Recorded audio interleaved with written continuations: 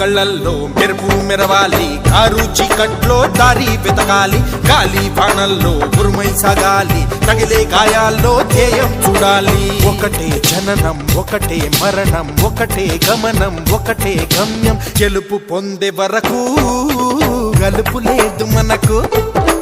బ్రతుకు అంటే గెలుపు, గెలుపు కొరకే బ్రతుకు.